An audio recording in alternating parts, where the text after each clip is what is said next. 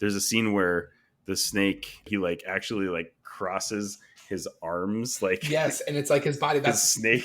It's like, that's oh my gosh, the animators like, are incredible. Like that's so funny. Because that's a time where it's like you would have to have that idea before it actually gets physically drawn. Right. Because if you once you get it all storyboarded and drawn, it's like, well, this is what we have to do.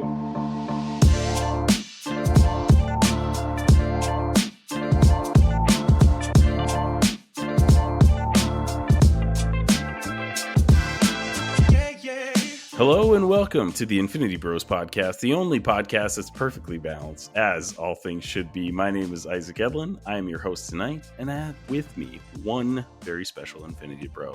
It is the tinfoil hat distributor of the Infinity Bros universe, Mark Jones. How you doing, Mark? I'm doing great. Doing wonderful. Glad to be here again. Glad to be the second to Isaac, right behind him, as I whisper sweet nothings into his ear. This last half of the year has just been me and you just plugging along on this podcast, just shouldering the load, you know? Yeah, I like holding your load with you.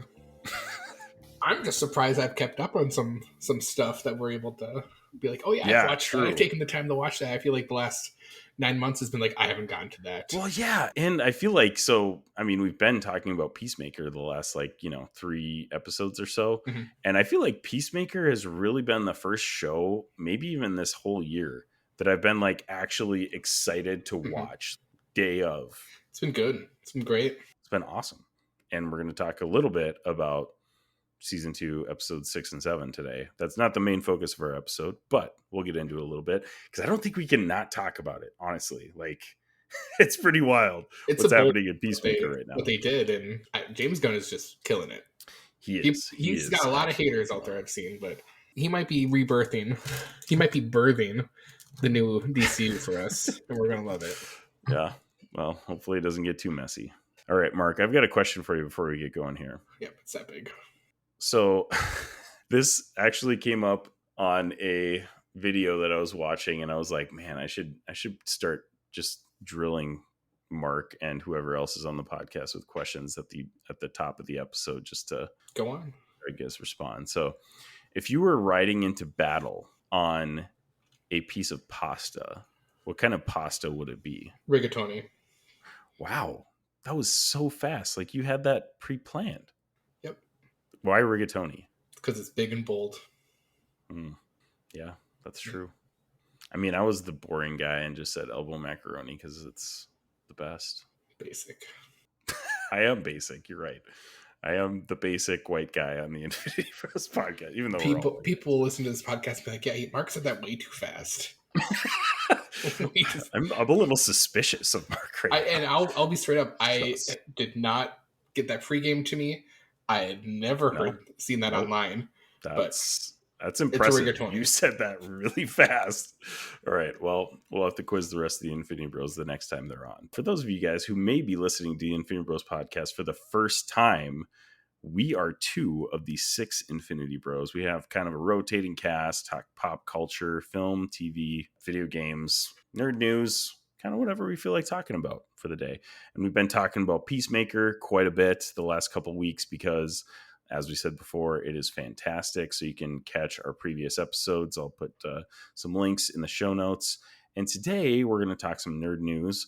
And we are going to review Marvel Zombies because, I mean, it's October now. It's spooky season. Marvel Zombies is just right on brand for us. And I got to say, we got to shout out the Patreon part of our podcast because if you want some insight on dad stuff between middle-aged men like ourselves in our mid-30s. 2 dads just hashing it out and venting to each other. Just casual talk about dadding and children and how much it's great.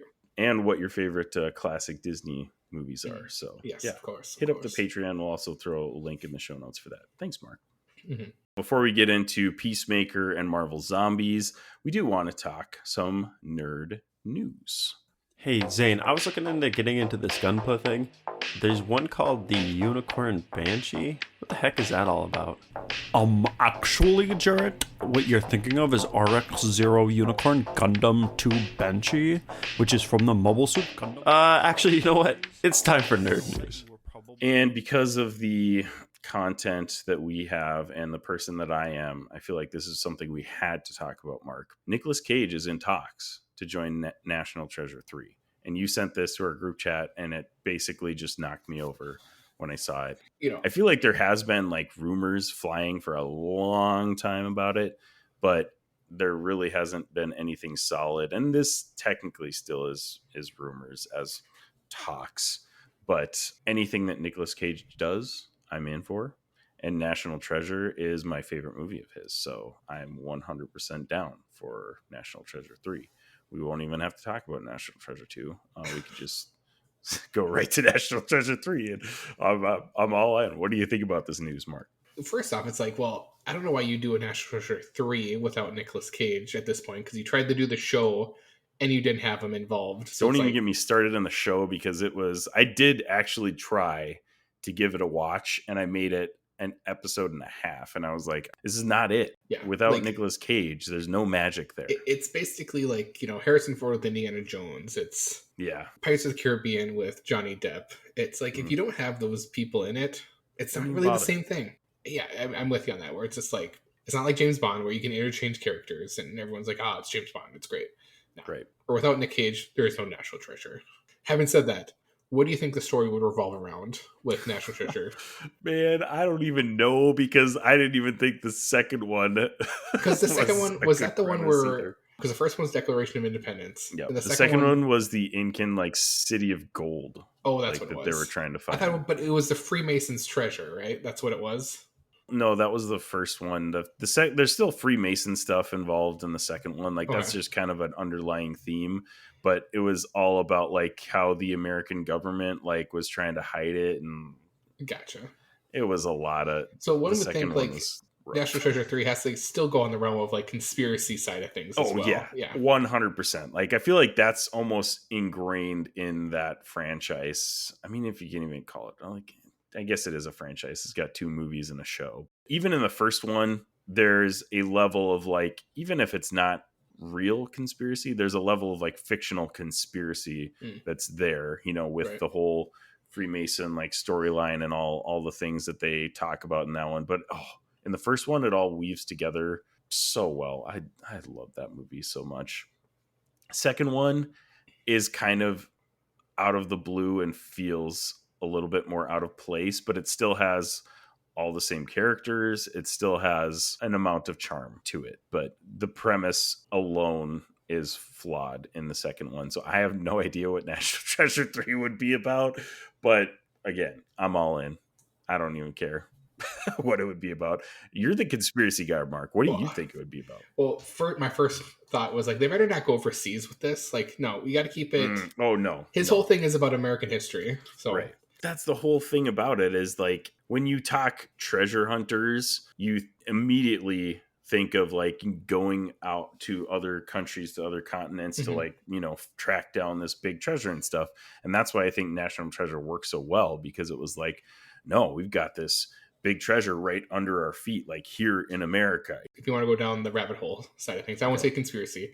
Okay. At first I was well, you couldn't do aliens, because then people are going to be well, this is Crystal Skull, Indiana Jones. That's just, that was people just kind didn't of a lukewarm episode. I mean, it still was fine, but my other thought is I know there's a big story about lost gold during the Civil War up in I think the Appalachians. That could be a fun one where the government tried to keep it secret. Right. Or another one that could be interesting is I can't remember if it's the Mayans or the Aztecs that apparently have, or there's temples that might be related to them in Georgia, but the government has kept it secret, or kind of covered it up. So it'd be you could explore that, or it's more at what point with National Treasure do you not try to scan over to, it's almost like Indiana Jones in the modern era. Right. True. But that's true. So what other documents or national treasures could you, or you could do hey, is there a secret base or a secret vault in the Mount Rushmore? Is that something where he has to break into that, or Fort Knox?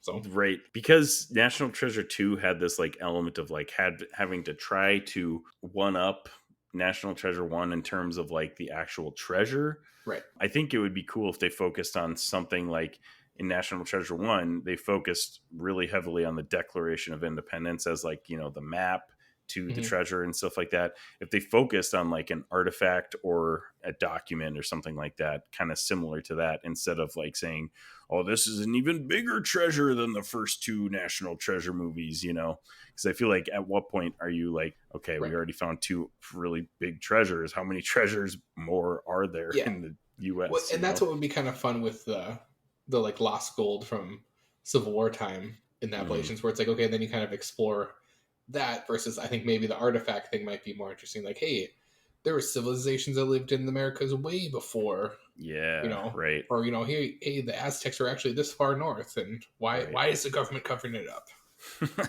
That would be interesting. They got to keep some American aspect to it though, because otherwise, like you said, it's just. That's what it's rooted in. It's National Treasure, and it's an American-made movie, so it's like you make a National Treasure movie with Nicolas Cage, but then it's like. We're at the Vatican. It's like, okay, what is this? Is this the Tom Hanks movie or Indiana Jones? So, right, exactly. All right, next up on Nerd News, we are moving to Magic: The Gathering. You got my hopes up. I thought you were going to say Magic Mike 4, but Magic: The Gathering. Well, you know what? I'll leave a little space that you could talk about Magic Mike 4 if you really want to. I don't know if there is actually one. I was just kidding. Oh, man. But yeah, we're going to talk a little bit about Magic: The Gathering. For those of you who don't know, Robert Redbeard is one of the members of the Infinity Bros. Great guy, sometimes. Above average at best. Yeah, above average at best. We'll put a link to the show notes to his profile so you can follow him. He does a lot of awesome stuff with Magic: The Gathering. Just was recently at MagicCon in Atlanta to meet a bunch of people and hang out. And he is doing a lot of things with this new Spider-Man set. He's famous now. He signed stuff. People want him to sign stuff. Right. I just want to say I have one of his first autographs with, of the Magic card with him on it. So yeah, it's pretty great. It's probably going to be worth a lot someday. Maybe we'll get it graded. You can't. It's not an official card. Shoot. Dang. I already looked into it. Obviously, there have been quite a few collaborations with Universes Beyond. Magic: The Gathering, the Spider-Man set, officially dropped last Friday. They obviously had pre-release stuff before that, but Mark and I are noobs to Magic and literally have been dragged into it by Infinity Bros, Robbie, and Jarrett. And Spider-Man is the perfect set for me specifically to get into it. But I mean, like, I really don't feel any type of draw toward Magic. And now that I have this Spider-Man set and I opened a box, like a pre-release box, I'm like actually kind of itching to get more Magic stuff now. The itch has started. So I don't know if that's a good thing or a bad thing. I wonder did they make a Spider-Man Commander deck? Because I feel like that would be they like... didn't. Okay, I was going to say... See, that's the thing that I literally would have spent money on, for sure. You could have got that and be like, okay, guys, I'm going to play now. But I'm only going to use my Spider-Man deck, no matter if it's a detriment to me playing or not. But, like, you're going to be playing. Robbie did say that he would make me a Spider-Man Commander deck. So hopefully he remembers, or I'll if he's got time for you. Or he also told me he built a deck a few months ago. But maybe he is, and I'm going to be surprised one day by it.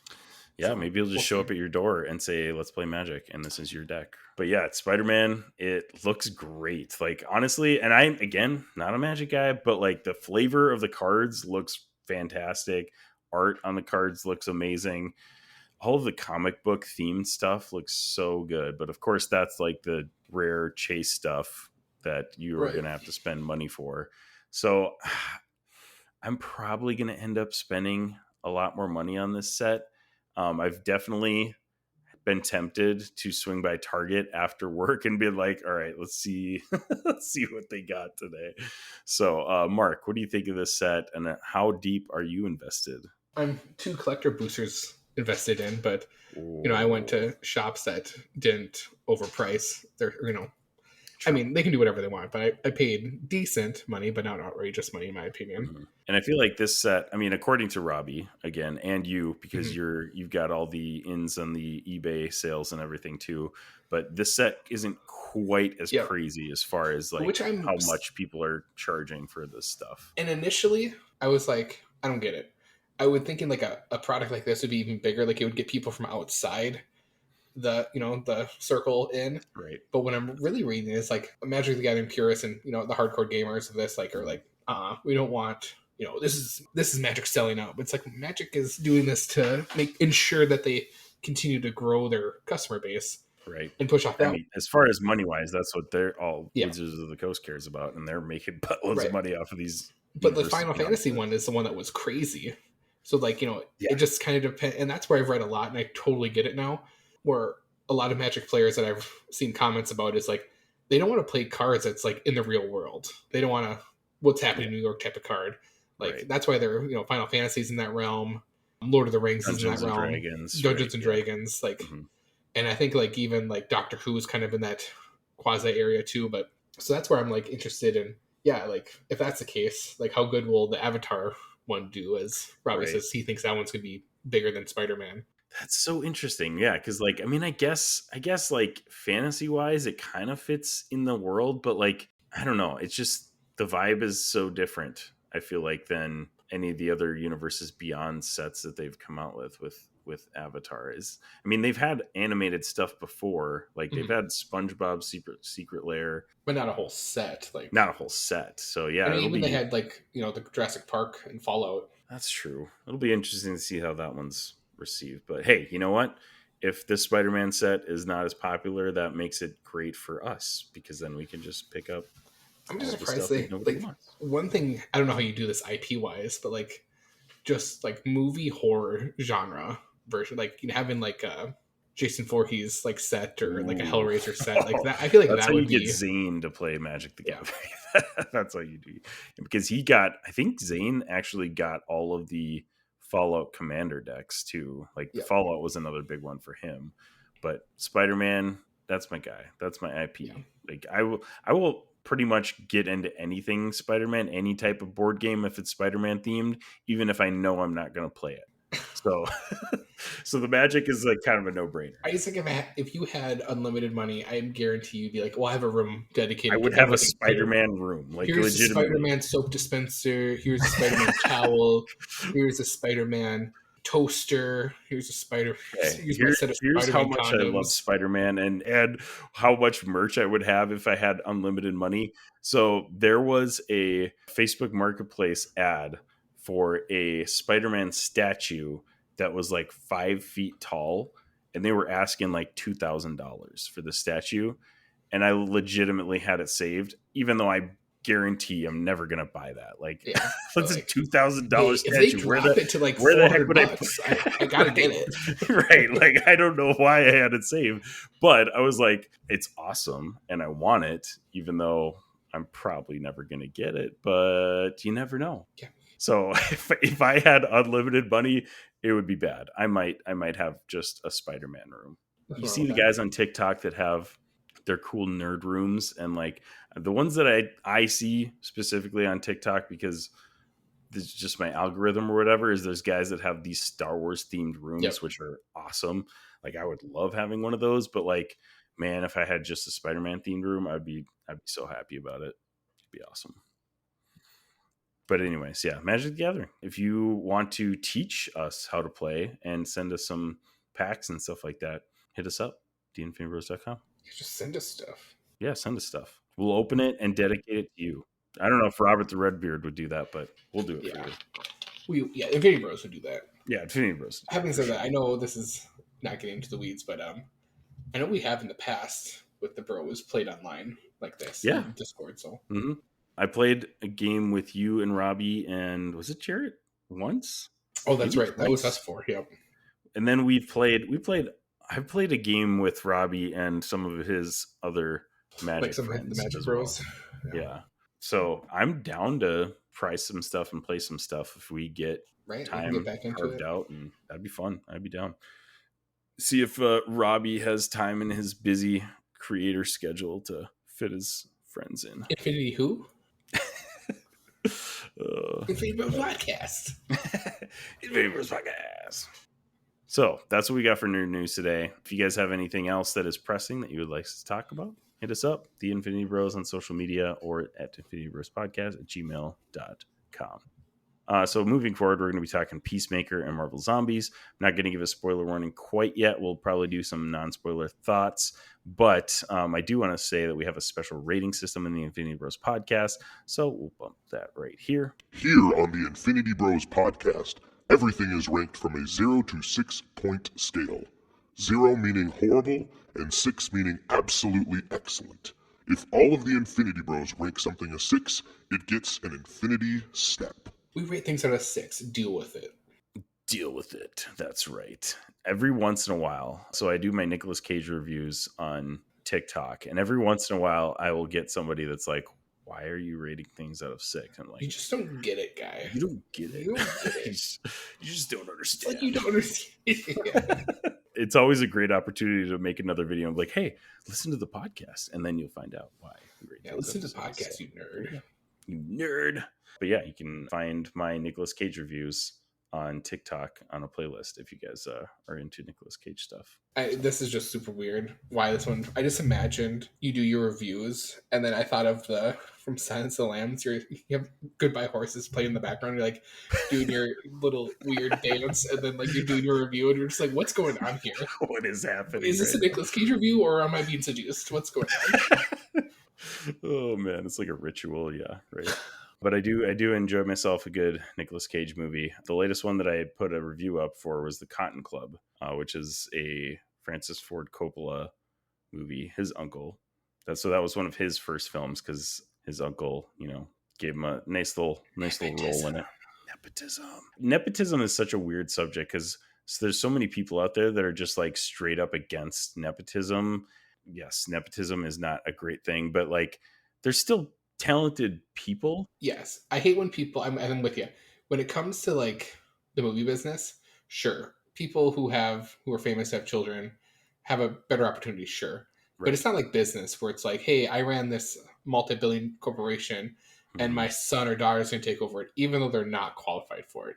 Yeah. I feel like in acting and entertainment, you still have to have some form. Like, yes, you could have some name quality, sure, but you still got to have the chops, right? Like you could still be famous and popular, but like, yeah, they're not gonna keep giving you roles if you just suck at acting. Right. I go with why am I blanking on his name? Dennis Quaid's kid, the one that's in The Boys. Jack Quaid. Yep. Yeah, he's great. Yeah, he's a awesome. Great actor. Yeah. So it's like I didn't even know he was Dennis Quaid's son when I saw him in The Boys. Like I had no idea. Yeah. And then like he started popping up in more stuff, and then like figured out who he was, and I was like, holy crap, like that's awesome.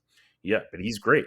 And I know people crap on him for nepotism too. It's like, you really, Dennis Quaid's the Corey, like his dad's in the business. Right, yeah, like, he's getting him roles and everything, I'm sure. Yeah. And he's pretty open and honest about it too. And was like, hey, like, no, yeah, I did get these opportunities more than the average person was, but and I try to like not take that for granted. And sure, you could probably say like the first 1 or 2 shows or movies, sure, maybe my nepotism higher, but like, yeah, if they ain't killing it doing their job, they ain't going to get decent 3 and 4s after that for movies and shows. Exactly. So. With you there. I don't even know how we got on that stuff. Oh, you're telling your friends, the movie you watched with directed by Francis. Yeah, Cotton Club. Yeah. Anyways, sorry, I dragged Isaac into the weeds without them knowing. You did. Nepotism. It's definitely a subject that we need to talk about on the podcast. Cotton Club, Francis Ford Coppola movies. I got corrected on that on TikTok because they said Coppola, and everybody's like, it's Coppola. I'm sorry, I didn't catch that. Film Bros got me. Tell you correctly. I have seen a fair amount of Coppola films because Nicolas Cage is in a fair amount of them. And I feel like almost all of them are like really very heavy on the filmmaking and like the art of filmmaking. But the story just gets like kind of lost in that. In this one too, it's about the Cotton Club, which is a club in Harlem in like the 1920s, and it's a whites only club, and they use like black entertainers to like do shows and stuff like that. Okay. So there's a lot of jazz, there's a lot of really good dancing and choreography and stuff like that. Bunch of really great acting, like it's about like gangsters and stuff like that. So it's really like the aesthetic is really awesome. The period piece stuff is great. But then it just kind of like follows around a bunch of characters, and there's no like narrative to the movie, I felt like. And I was like, oh, okay. All right. Like, I mean, it's still not bad, still pretty good. But at the same time, it didn't just, suck me in or draw me into the film or the world, which it should have, because it looked fantastic. And I feel like that's a lot of his movies. It's just like he has these awesome, cool, out of the box ideas, and he kind of forgets that you're supposed to tell a story with the movie. And I've never seen Megalopolis, but I've heard that's what people said about that one too. That it was just like you just don't get it. I don't. Apparently, you don't understand the art. It's like a painting. It's like that's the thing though too. Like I still enjoyed it, but it's not a movie that I'm going to go back to and rewatch over and over again. You know, I don't know. This is just me, I guess. So, anyways, if you want to hear some more Nicolas Cage reviews, go check out the Infinity Bros on TikTok or other socials. We're going to talk about Peacemaker and Marvel Zombies tonight, though, and I feel like we got to start with Peacemaker because we had some big developments in the last couple of weeks here. And I don't even, honestly, Peacemaker, I'm going to give the spoiler warning right here because I don't want to talk non-spoilers with Peacemaker. Thank goodness, because I hate being shackled to spoilers. All right, so here's your official spoiler warning for Peacemaker Season 2, Episodes 6 and 7. This is... Prepare yourself. An Infinity Bros. Prepare yourself. Spoiler. Warning. So basically what we've been predicting was going to happened. Yeah, they're in Nazi world. Well, I knew, okay, like, I don't know if I said that in the podcast, if they're on Earth X or whatever. You did. Yeah, we talked about it on the latest. I just remember when we first were in that world, I was like, maybe, like, and I was like, maybe just because a few scenes were there, I was like, there's no people of color. Something's got to be going on here. Yeah, so if I did say it was Earth X, that's crazy because, like, in my mind, I was like, I don't know if you specifically said Earth X, but we did say that, like, it's possibly a world where, especially when we're in the episode where we're basically there the whole time. We're in, like, not one person. Mm-hmm. But and then they introed that so well. Like, she's like, you didn't notice that there's no people of color. You didn't notice the Nazi flag. You didn't notice Hitler on the wall there. And a little bit of me wants to go back and watch those episodes and be like, when they walk by that wall, it's like, that's Hitler the whole time. It's literally Hitler on a mural on the wall right there, bro. And he was like, yeah, that's on me. I should have noticed that. And this is what another thing with these Elseworld stuff, like the little history bits where, like, everything ends with an H with stuff, like, Cheetos, Cheerios. Okay. Actually, that's one of the things that I loved about these two episodes is that we get, like, little sprinklings of, like, things in this Earth X, right? The Cheerios has H on the end. The Cheetos has H on the end. It's Scrabble instead of Scrabble, that kind of stuff. And honestly, I'm a little sad that we're not going to see more of that stuff. Like, I kind of wanted to. It's that weird, like, alternate history stuff where, like, we get the Beatles have pretty much the regular members except for Mick Jagger, the lead singer. Right. And then, and Halloween is a real metal band.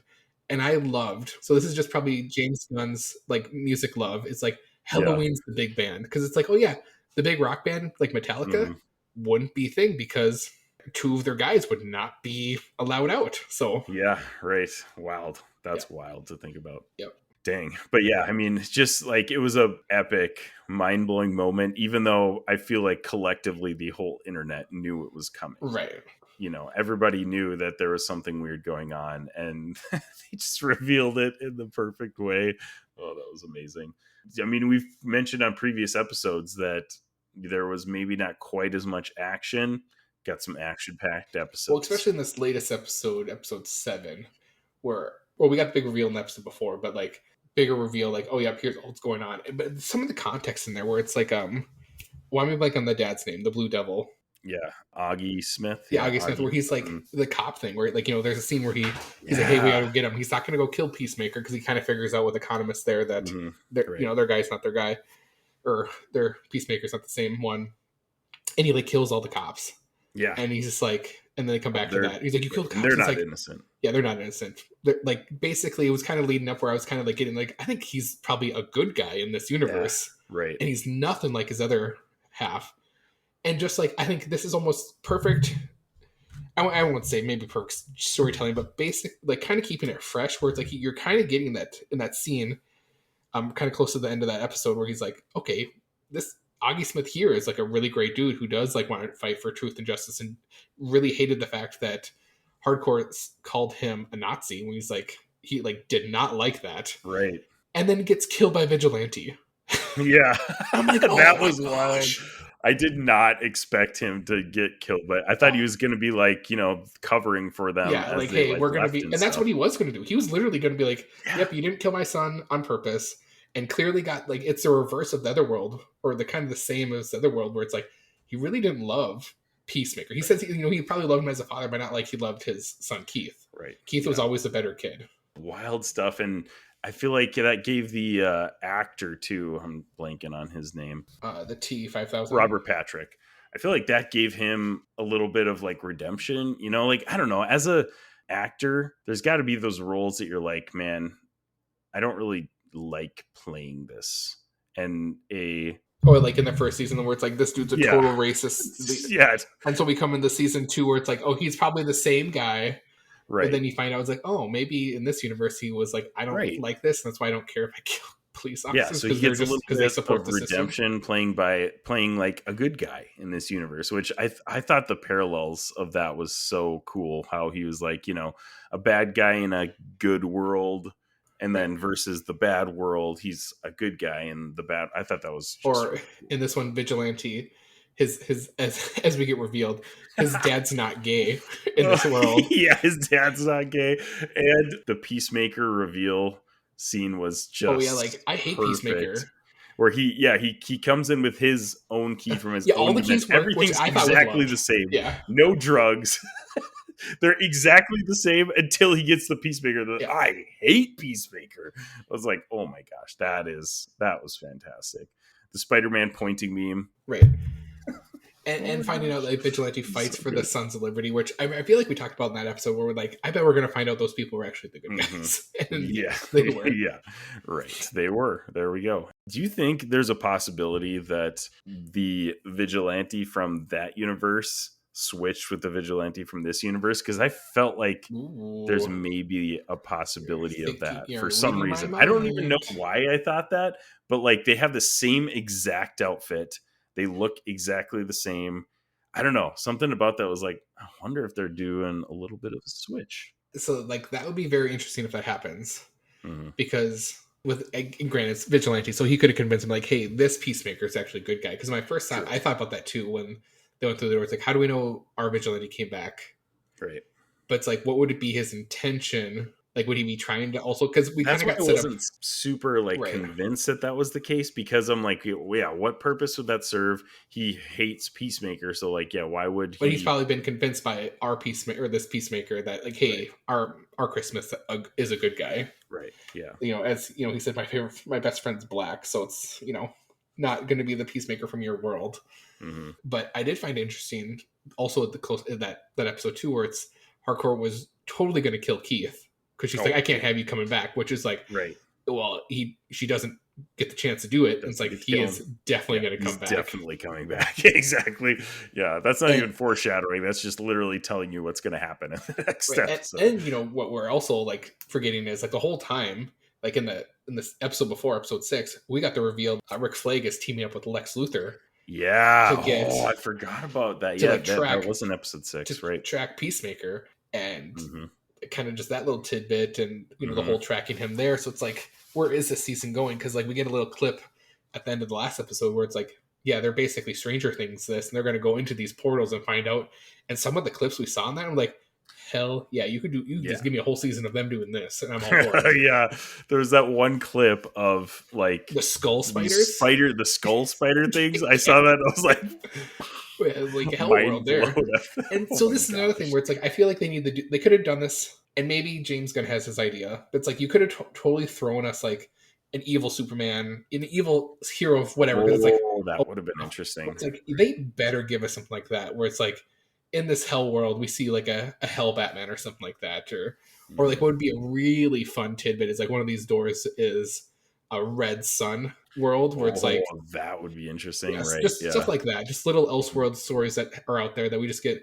You just have to be like a 5-minute clip or a 5-second clip and be like, okay. I kind of actually love like that, and it was, I guess I maybe should have seen it coming just with how the MCU has been going and stuff like that, but I kind of love how the James Gunn has got the DCU going the multi-dimensional route. Like it's kind of cool, and it's different than the MCU is doing. And maybe like, this is how he's going to set up like his Elseworld stories if they still go that path where it's like, hey, we're going to do a canon storyline or timeline, but we are once in a while going to do, whether it's animation, direct to video or direct to TV type of thing, or like an actual motion picture, like in the theaters. Right. Like, hey, we're gonna do these one-offs where it's like, here's a legit Flashpoint movie. Here you go. So, or like, you know, like a Longest Halloween type of thing. Like, we're gonna bring in this, you know, actor to play Batman, and we're gonna have fun doing it. Yeah, I think that would be sweet. That would be a great idea. Just get those Elseworld portals basically, and see little glimpses of Henry Cavill, Ultraman, or whatever. You know. Didn't we talk about that? Where Bizarro. the Syndicate? Oh no, we talked about Bizarro having him be a Bizarro. But if they did a Syndicate movie where you brought back like Cavill as Ultraman, you had is it Owlman as Batman? Like basically, you bring back the. I think we did talk about this. Having the original or like the Zack Snyder Justice League be the Syndicate. As the Syndicate. Yeah, I think we did talk about this because I still think that'd be wild. Even if it was animation, you had to voice them. Like, right, that would just be one hell of a story to tell. But that would be awesome. This is such a wild offshoot of a story. But we got Eagly as the Prime Eagle in episode 6. Oh, yeah, right. Like that's such, like I almost forgot about it because it's such a wild like subplot. Yeah. It's like, what the heck is happening here? Michael Rooker's appropriated character finally hunts him down, thinks he kills him, and then he summons the Court of Eagles to eat him. Yeah, he like, basically was passed judgment upon him by Eagle Prime. And then we get that the clip is hilarious, but like the clip of where he's got like the purple glowing eyeballs and the eagle symbol behind him, like, what is happening right now? Like, what? And see, this is a show where you can be goofy, so that's what's like. Right. It totally makes sense in this show. Like, I loved it. I thought it was hilarious. But I was just like, we got the serious subplot or the serious plot of them going into this alternate Nazi dimension. And then this subplot of Eagly just wrecking shop and being the Prime Eagle for some reason. Great stuff. Like, is that even going to be mentioned again? Probably not. Well, Eagly made it out, right? Like he's back in. Okay, good. Yeah, he's back with them. Yeah. I don't think I could watch another James Gunn product if he killed Eagly. No, that wouldn't fly. That would not. Peter would not go over well. We need the Prime parrot or owl. Or I'm also very curious because we've seen the monster dimension or the monster alien. I don't know what you want to call them, and especially in the opening sequence, we got to get that played out. Like I want to know what that thing's all about. Yeah, right. Or what he's doing, or they're doing in their universe where they're burning offspring. It looks like so. That's another subplot that seems like it might have been important this season, and they just haven't like touched it at all. Well, I mean, that's what he did, and I feel like Creature Commandos with that storyline, where it's like stuff got picked back up that you saw in the first few episodes. That's true. Yeah. Well, and James Gunn, I mean, we've been talking about him the last month about how good of a storyteller he is. That's just how he does things. He leaves those little breadcrumbs, just waits for it to. And there I am. Ooh, piece of candy. Ooh, piece of candy. Piece of candy. He does a great job at laying down the foundation and building on that, and then coming back to things that we thought were done or that we didn't think we were going to come back to. So yeah, I'm all for if we come back to some of that stuff that might have been a side stuff. Would I be happy about coming back to this Eagly subplot? Yes, I would enjoy it. Do I think we need any more of that? Probably not. But I'm here for it. Unless we get something, and this is me going way into the weeds. We're drowning in weeds.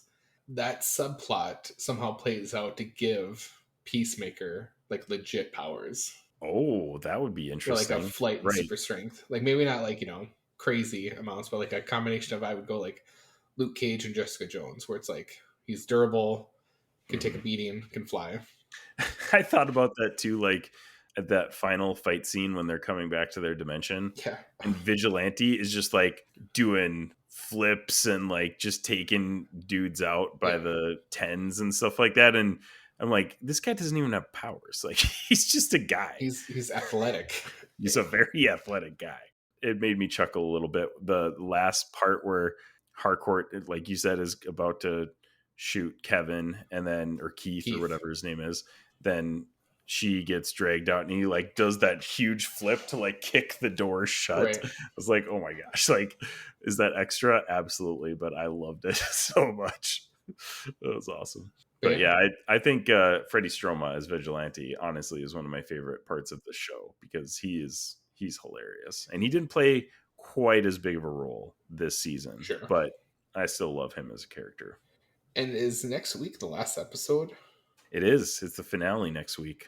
Hate it already. I want more. Yeah, I know. That's going to be really sad because, like I said before, this is a show that I've been looking forward to every single week. On topic of DC, so I saw, what is it, Batman 2 will come out 2027. So it made me think, like, is Robert Pattinson going to be this DCU's Batman? Like, I wonder if there's... That would be wild. Or are they just going to, like, play out the contract where it's like, okay, he gets 2 or 3 films and then we'll be... I guess I could almost see it going both ways because Matt Reeves has been pretty vocal about how this is like his thing and James Gunn has kind of been letting him do anything that he wants to do. But the contrast between a very, very serious Batman and a goofy Superman would actually be kind of cool. Well, and that's what it is like in the cartoon where it's like... Right. Yeah. Like, that's... The Superman is not as... And that's what it should always be. That's why, like...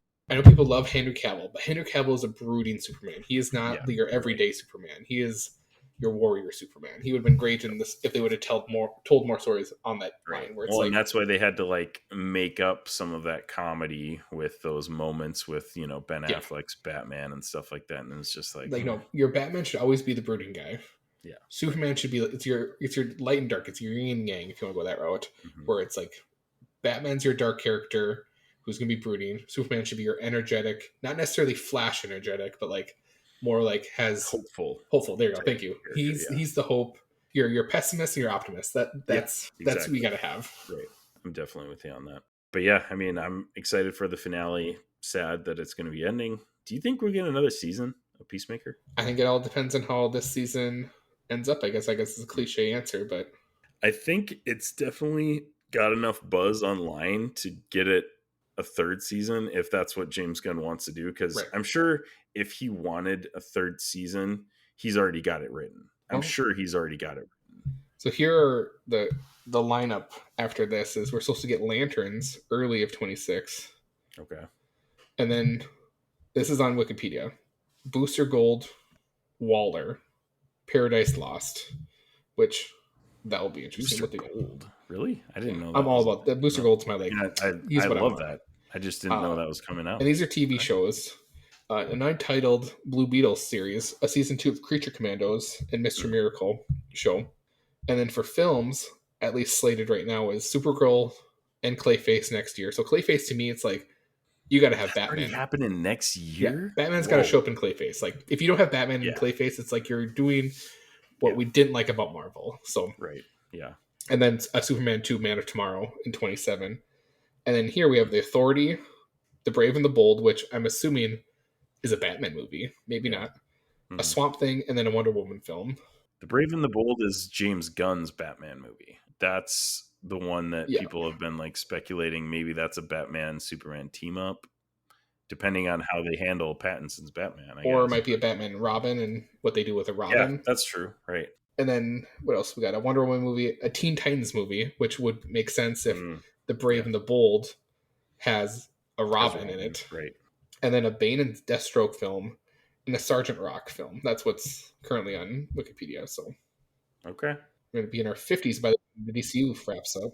That'll be fun stuff to watch. The Lantern show is coming early next year, right? Yes. That's what it says.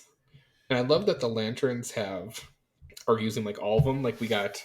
So I'm assuming at some point we're going to get some Lanterns killed off. I can't imagine they house 3 Lanterns on Earth for this long. So I bet one of them gets killed off early in the show, and they use that as like kind of a propel, like to spur the other. Like Hal Jordan gets killed. Like, can you imagine if they kill? That would be wild. Guy Gardner. Like we just got him. We got to keep like Justice League. Like come on. Yeah. Oh man, that would be wild. I mean, Hal Jordan. I feel like he would make the most sense to be killed, honestly, especially with the actor that they picked to do Hal Jordan. Like he's older, right? Like I feel like that would make more sense because everybody loves Jon Stewart and everybody I mean, we've already seen Guy Gardner, and it doesn't seem like he's going away anytime soon. Yes, Kyle Chandler, who's playing Hal Jordan, is 60 years old. So, wow. Are we getting an older Hal Jordan that's like, I'm ready to wrap it up, or ready does to he retire type of deal? Yeah, and that's how Jon Stewart gets involved. Like he's training Jon Stewart. But however, in it kind of looked like that in the Guy Gardner is in it. Seen. Yes, right. So is that what we're gonna get? We're gonna learn like Guy Gardner is like Earth's protector, but Hal Jordan and Jon Stewart have been out in the universe fighting. Yeah, I guess that would make sense with just how things have already gone. I guess we'll find out. What did you think of so far? I mean, up to, you could do the whole thing. Like, we don't have to rate these episodes individually, but what would you rate Peacemaker at this point? So I would say Peacemaker's a good 6 out of 6 for me right now. Season 2. I think it's got to be 6 out of 6 too. Yeah. It's just been too good. I don't think I can give it any lower than that. Not only like set in the DC universe, which is always great for me because I love DC, but it just feels almost perfect for a TV show, given its setting. And it's just like, clearly it's been well written. And I always go back to, if you have, not so many hands in the cookie jar, you let, the artists write and produce, and then you get the good people around them to then bring out that vision, that you get stuff like this. Agreed. Yeah, I'm with you. I think the writing is incredible. The acting is also incredible. John Cena has been great in this show. Right. And I feel like he's always been a good actor, but this has got to be one of the points of his career that he'll be able to point to when people say, like, who's the best wrestler actor? Like, he could point to this show and be like... And that's been a debate online I've seen a lot recently, where I would this is my opinion on it. The Rock's your action guy. I don't think he's the best actor. We'll see in this new movie. This one looks interesting. Yeah, like, I forget, why am I blanking on it? The Smashing Machine or something like that? Yeah. So it'll be really interesting to see what his chops are there. But I would say he's like, I think Robbie, Rob will say this. Comedy and action. He plays the same character or the same persona in every movie. Mm-hmm. So like, there's a little bit of that. And like Batista, who's another one in that realm, has, I think, done a lot of different types of movies. And he's pretty good too. But I'd go with you. I think John Cena is the overall better actor. Yeah. Out of all of them, in my opinion. I think people did maybe typecast John Cena in that kind of like action comedy role that The Rock is very well known for. Yeah. But there has been several projects in the past, 5 years or so, that I feel like he has been able to distance himself from that and be like, yeah, I'm actually a good actor. I'm not just, a funny guy. Yeah, he can have emotional range, which I think is a big part of being a good actor. Which he showed big time in this last episode of Peacemaker. Oh, it was so good. Such a great actor. But yeah, I think Peacemaker is shaping out to be a 6 out of 6 show. I don't think I can give it anything else than 6 out of 6 right now. So we'll see what the finale gives us next week. Alrighty, let's move on to Marvel Zombies. This was a 4-part miniseries that is branching off of the What If episode of Marvel Zombies. And I mean, it's kind of been pretty highly anticipated because that episode of What If was probably one of the better episodes of What If in a lot of people's opinion. And, just based on the Marvel Zombies comics and stuff that we already have, along with the just pop culture whole horror and zombie aspect of it. So I think there's a lot of people that was really excited for this one.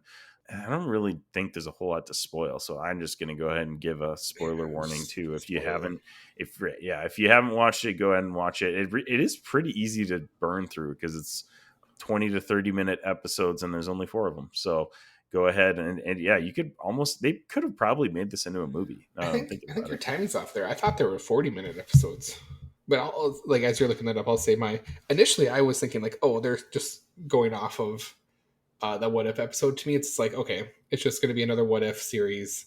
I don't need to watch it right away because I was just kind of burnt out with What If in this last season. And and on top of that, I was like, why just do Marvel Zombies like from the comics? Now that you have pretty much all those characters to play with, like I was thinking like, oh, that should have been what we should have seen. But blown away with this show. I texted the group like I was 14 minutes and it's like, this is what the last half of the other parts of the What If series should have been, like taken more seriously. And I love that they went TVMA with this, which is... Yeah, right. And my only... I'll say this. My only gripe with the whole series, knowing that it's TVMA, is like, how did you not have Deadpool in this? Ooh, yeah. That's right. like, was it never a thought? Was it a thought and you're like, we can't get Ryan Reynolds? But I did appreciate, because it's like, where do you put him then in this group of people? True. Would he have had to replace the Blade Khonshu combo? Because like that was a very good treat. That was so like that good is the stuff that's like with these type of shows. This is what you got to give us. The Moon Knight in this universe now is Blade. So yeah.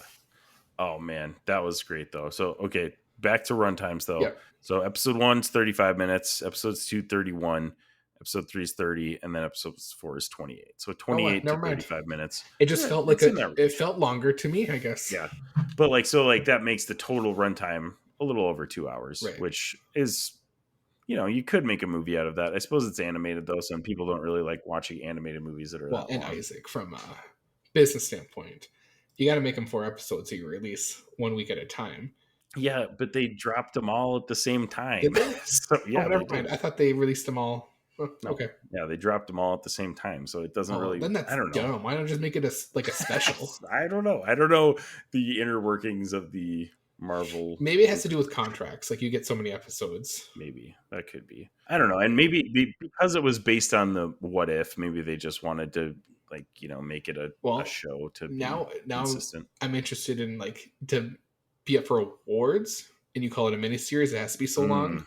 That's a good question, because 4 to 8 episodes. Right. I think it needs to fit into a limited series. Right. For the show awards then. So that would be interesting. And maybe that comes back to contracts as well. So yeah.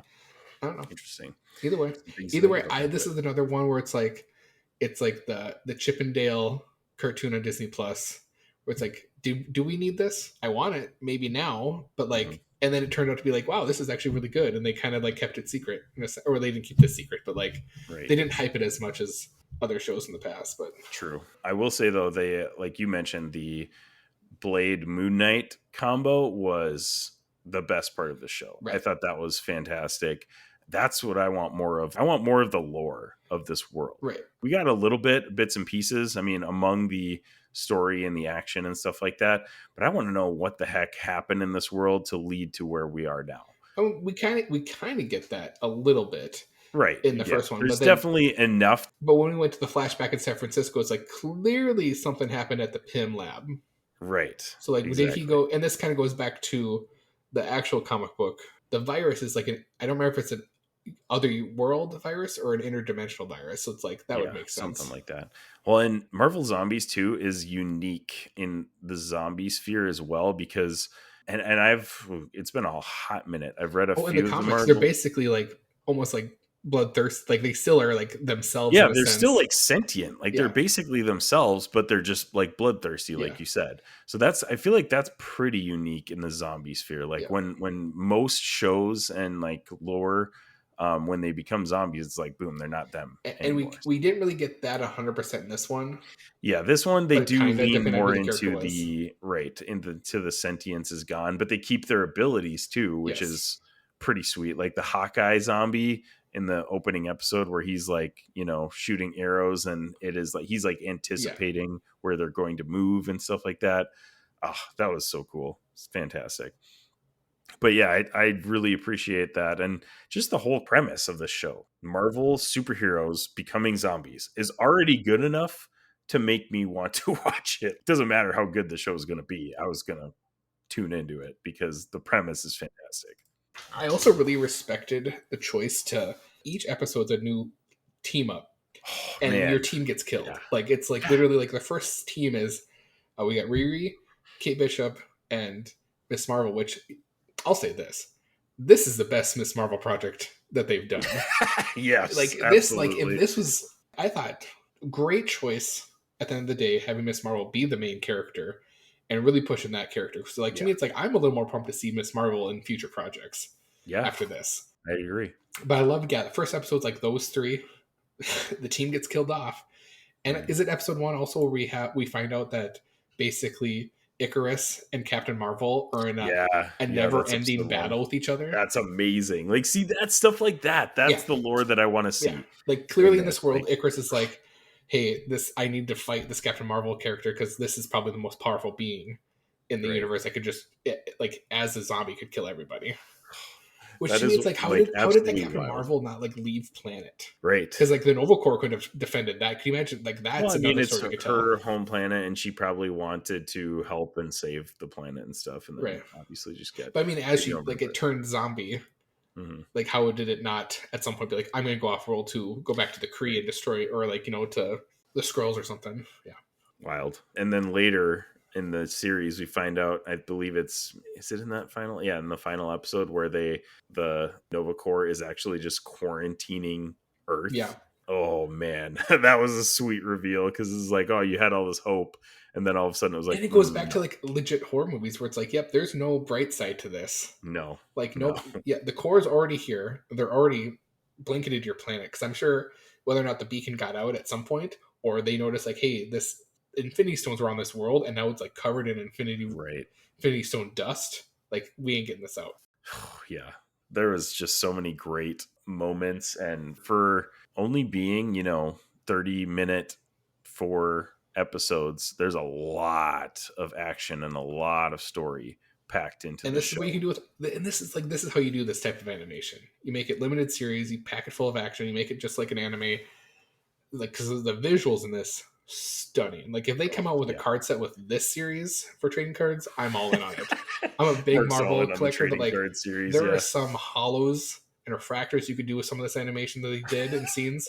True. Would be just, I will say, I think this animation style is better suited for Marvel Zombies than it is for What If. Absolutely. Because there are a lot of things in What If that just kind of looked funky. Like, they're just like, I don't know if this is. It didn't fit the animation. Right, yeah. But Marvel Zombies, chef's kiss. It was perfect for this.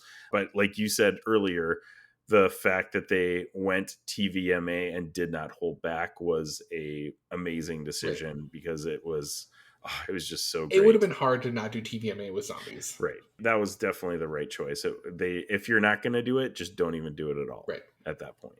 You mentioned too that every single episode we get characters dying off, and not just like one or two, like basically the whole team in every episode, which I thought was fantastic because the stakes were so high because of that. I felt like every episode was like, who's going to die?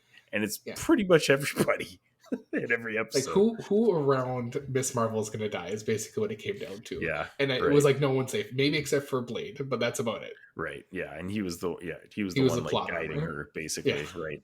My favorite episode, I think, is I believe it's the second one where they get on it's probably the third one actually, where they get on the ship and Namor shows up. Holy crap. He's just like slicing people in half, left and right. It was like, and John Walker too. That was the one that like Zemo and John Walker are like are teamed up in this. Yeah, and John Walker's, I mean, he's a super soldier. He's got the super soldier. This is not super serum John Walker, I thought. You don't think it is? Because remember, this is part of this is what we find out is in third episode too, then we get the reveal that like Spider-Man, Black Panther, and Headless Ant-Man fight Thanos with Infinity Gauntlet. So this is Infinity Gauntlet Thanos. So this is so this is probably MCU based. You're right. I guess I was assuming that this was comic based. This is MCU based, but at some point between before Infinity War, the zombie virus happens. Yeah, it had to, because he didn't have all the stones. Right. Yeah. Because he shows up, because that's also the scene where we get Thor showing up with Rocket and Groot is Infinity War drop. So he's out there because he has Stormbreaker. So like that's literally the timeline of this. Wild. So okay, that makes a little bit more sense, because I was thinking like super soldier John Walker just got sliced in half by Namor, just and I was regular like, basic John Walker. Like, either way, it's still devastating. And you see that clip of him like breathing still while he's in half on the ground, laying in a puddle of his own blood. The animators and the storyboard for this did not hold back on this. Yeah, that was. They were like, insane. TVMA, get you that. Yeah, but that was all the horror elements in that, like with them coming from the water, and like it was so good. Namor was definitely the scariest, so even though obviously Wanda is like I'm with you. Namor was terrifying how they portrayed him. So terrifying, and I love that Miss Marvel was the one to kill him too, Right. like in just a gruesome, awesome way. It was fantastic. That's what I wanted. Exactly what I wanted with this show was the big bad guys just tearing people down, just absolutely like making them slaughtering like, people. hey, these guys might not make it out of this. Like that's what it made me feel with Namor. Right. And going back to that too, also, and I think it's that episode 2 where we get the flashback to where something happened at the PIM facility, where it's like we follow Shang-Chi and then why am I blanking on her name? Awkwafina's character, where it's like that's how we get, and like they're involved for pretty much the whole series too. On their side, and like his dad's coming to pick him up because he's clearly knowing what's going on, but gets killed. But then they get the 10 rings and one of the rings is being used to make sure he doesn't turn into a zombie. Yeah, so like I love like that was like kind of like the team was Shang-Chi, Blade, Avatar as Khonshu, Miss Marvel, and then Valkyrie, because we get that Thor story too, because they go to New Asgard because they know there's an off-world ship they can get. So speaking of big bads too, like we talk about Namor, but when we get that, I believe it's the 3rd episode where they go to New Asgard, and then Thor fights Wanda off while they get away, and I like had it in the back of my mind when they were fighting. I was like, I mean, if he loses this and becomes a zombie, like Thor zombie is going to be absolutely insane. And then he comes in that 4th episode and is fighting Bruce, and he's just disintegrating people. Like I was like, oh my gosh, like talk about just your big bad zombies. That Thor zombie was insane. Oh man, that was a fun fight to watch though, with him and Bruce at the end, and all the other characters involved and stuff like that. When Wanda's army showed up and then they like stepped out in front of Bruce, I was like, these guys are all dying, because there's like 7 or 8 of them or something like that, and Bruce is incapacitated. He's just like recovering or whatever. And just with all of the like zombie horde, including Wanda, I was like, then Thor showed up after I thought that. I was like, oh my gosh, there ain't no way they're getting past all this. Nope. That was awesome to see the turn of Thor. And then at the end of that episode, this is why I loved it. I wanted more of it. I don't think 4 episodes was quite enough for me. And then they left it on a cliffhanger at the end too. I was like, not even a cliffhanger. It's kind of another horror trope where it's like, oh yeah, nothing good happened here. Right. Like, and then that's the thing too, with like, is she actually in a simulation type of thing? Is it actually like Wanda's kind of like WandaVisioned everybody? Where like they're still, but like to me it's like, how do you do that with zombies? Right. Where I don't know. And maybe that was her. I don't know. I kind of like the cliffhanger. But then Riri's still alive. Like, how is that possible? I don't know how that all works out. That was the one part that was maybe a little iffy to me.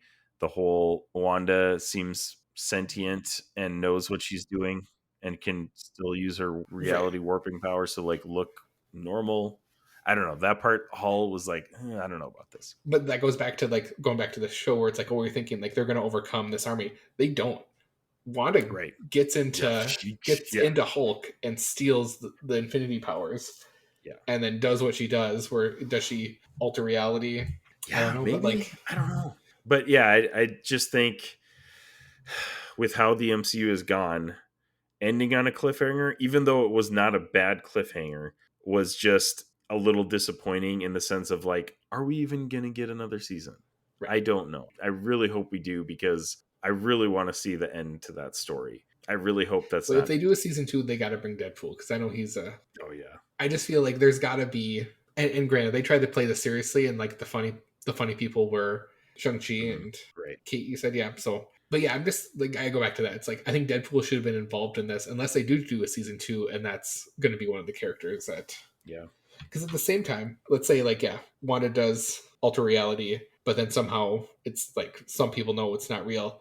Wouldn't Khonshu and Blade, or at least Khonshu, would be aware of what's going on? Yeah, but if Wanda has that much powers, is she able to take people like that out, or beings like that out? Right. I did like the mystique of ending on that like specific scene where she sees Riri, and you're like, oh, is she still alive? Like, what's going on? How is she still alive? Did we see her? Like, I want to rewatch it and be like, did she actually die? Yeah. But I take that back. She did, because again, Wanda could be using her powers, but like that was one part in the final episode was like everyone had to fight their best friends basically, Right. Yeah. and Riri and Kate Bishop were put back together to fight. Yep. To fight Miss Marvel. So brutal. They did some really fun stuff in this series that was just absolutely brutal. Oh man, they did some really, really amazing things. So I really hope this is not the end of this series. Like I hope they at least have a season 2 to finish things off. Right. I don't know though, like after that story, what is there left? That's my question. Like I feel like is there enough to do a second season? Well, and then what is your second season? Is your second season like the Guardians coming to Earth? Because it's like, hey, because that's another thing too. It's like, were they not able to come to Earth because of finding out? Because Groot, they would have known Groot and Rocket got killed on Earth. So I'd imagine at some point they hear that and come back. Mm-hmm. But it's like, I think that's what you have to do. You have to pick some of the outer universe characters, which would at this point just be the Guardians coming back with maybe a new team. Yeah. Could be done. I'd like to see it. I don't know how it will work out, but I'd like to see it. But also at the same time, if we give this more time, do we need a second season? Like right now, yes, I want one. But we look back at this in a few months and be like, no, I think we're just going to leave this as is and just live with it. But, there is a Marvel Zombies 2 storyline. So it's like, you could go tell that however you want, whether you follow the same there's line there's a lot of source material they could use from the comics. I feel like that they didn't really utilize in the series too. Mm-hmm. So I don't know. There's a lot of stuff they could do. Hopefully they come back to it because I think that would be awesome. And I'm going to probably have to rewatch this again this month because this is perfect timing. Spooky season stuff. Mm-hmm. Marvel Zombies. We've got Werewolf by Night, all the Marvel things that are in the season. So I'm going to have to do some rewatches this month. Do we have any other Marvel stuff coming out this year? Wonder Man, right? Yeah, I think we do. No more movies this year. No. I still haven't watched Eyes of Wakanda. That's another one I need to go back. Yeah, it was all right. Yep. It doesn't come close to Marvel Zombies, I don't think. Wonder Man is the next thing. Wonder Man. That's December, correct? Yeah, December 25 is Wonder Man. And then we don't have any TV specials, but next year apparently we get a Punisher special. Yeah, the special presentation. John Bernthal, I believe, is directing it. Eyes of Wakanda is like a pre-modern era show. Yeah, it's like a, what would you call it? Like a sequel anthology or prequel. Right, because I'm seeing the timeline. It says 1260 BC to 1869. It's interesting. I think it's worth a watch. I probably wouldn't watch it again, but it's not bad. Well, I'll eventually get to it, but... Marvel Zombies. What score would you give it, Mark? I'm giving this one a 6 out of 6. This to me was just...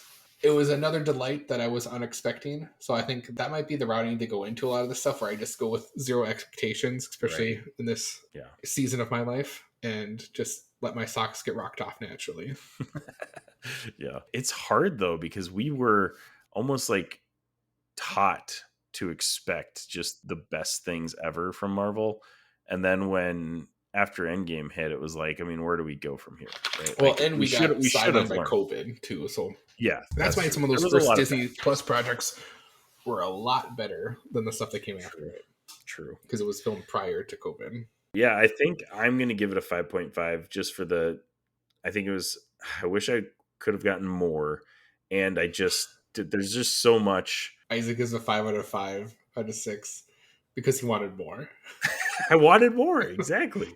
And I don't know if we're going to get more. That's the thing. Episodes. It was great all the way through. But I want to know what the heck happened at the end. I want a closure. Yeah, but that's and I don't know if we're going to ever get closure. That's the thing. I don't like that. That's horror trope, though. Like sometimes I know it's a horror trope. The story doesn't get better. And you end the movie like, oh yeah, this world is just constantly in some hellscape. That's the movies that I don't like. I get it. I'm not good at appreciating that part of movies because there are so many movies. That's why you didn't get The Cotton Room or whatever. Because it ends and people die and then you're like, okay, it's over. All right, cool. Yeah, that's life. That's life. That's right. And that's another thing I gotta go back to Marvel's the opening sequence where it's just like it's very much Fear the Walking Dead type of vibe to me. Where it's like, yep, they initially when I first saw it, I was like, oh, I think they're really gonna go heavy with the horror on this stuff. And they delivered. They did. They delivered. This is definitely not a kid-friendly show. Like, I'm glad I didn't start watching this in front of my children. Yes. Went down into my basement to watch this. If they had made it 6 episodes and given me closure, this is a great weed discussion. What do you do 2 more episodes where they figure out why? Because like to me, it's like that was a pretty climactic ending to then kind of like go down a slide to finish 2 more episodes. Yeah, even one, honestly, just one episode to explain what is going on at the end of that. Even if it's not a happy ending, I think I'm okay with that because this world is not happy. But I want to know if Scarlet Witch won, which, I mean, she like did win, but like to what extent? I want to know why or where, like what her intentions were, like what she actually did. Yeah, like is she actually trying to help? Like that's the whole thing about it. Like what she was trying to convince Miss Marvel. I want to know. I really want to know the ending to that. If Zombie Wanda had actual true intention, like good intentions, why did she not present herself as trying to be genuine versus kind of like her zombie scheming that she did? That's where it's like I don't think she had the best intentions of these other people. I think she needed the bangle to help her get to what she needed, because she ended up having to have Kamala hold her hand as well. So like, well, that's another thing is like, what was her goal? We don't actually know. But then it goes back to like, how is Riri still alive? Yeah. So like, what did we see is actually happened and what didn't happen? Questions left unanswered. That's why I'm giving it a 5.5. Do we need to email Kevin Feige and be like, hey, the Infinity Bros need to know? Can we rate more season 2? Marvel Zombies. Definitely need more, because that was fantastic. It was great. Any other comments about Marvel Zombies that we didn't cover? I feel like we did a pretty good job of I mean, I know we didn't really talk about like the Red Guardian and the Widows and them. Actually, I was gonna, but like that was pretty much big season or episode 2, where it's like that was the new team in Yelena. It was like, oh, those are the people that we're going to team up with, and then like they end up killing them off one by one. So yeah, right. So I just wanted to mention the cast. So Eamon Vellani obviously played Kamala Khan. Yeah, they got some of the actual voice actors who played them live action movies. I thought 100% was convinced that was Mahershala Ali that played Blade. Oh yeah, it's not. It's Todd Williams, and I was like, but they made him look like Mahershala Ali. Look like him, and he sounded pretty good, like him. I was like, dang, and that has to be intentional to Yeah, I would assume so. And then you got Simu Liu as Shang-Chi, Awkwafina as Katie, David Harbour as Red Guardian, Elizabeth Olsen as Wanda Maximoff, Paul Rudd as Scott Lang, Randall Park as Jimmy Woo. He actually had kind of a significant part. And then like had a pretty gruesome death. Yeah, that was brutal.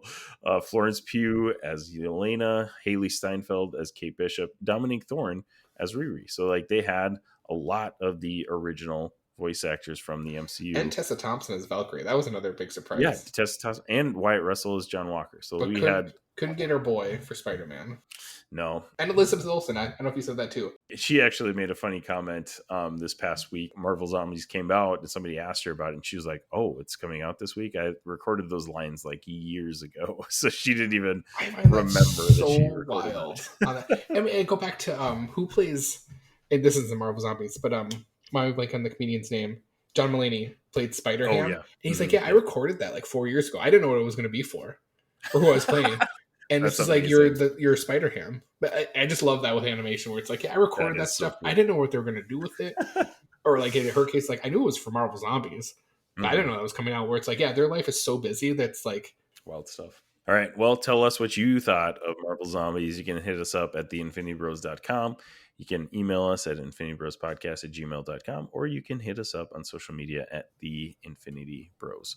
Mark, thank you so much for joining me today. It has been an absolute pleasure. Yes, it's been great. We'll have to talk about the season finale of Peacemaker in the next episode. Yes, we might not have to wait a couple more weeks for another episode of The Infinity Bros, because I'm sure we're going to be dying to talk about it. And Robbie actually has been pretty active talking about it as well, so maybe we can pull him from his busy creator schedule to join us. His ivory castle. From his ivory castle. Exactly. So let us know what you guys thought of Marvel Zombies. Wherever you're listening, however you're listening, thank you so much for making us a part of your podcast experience.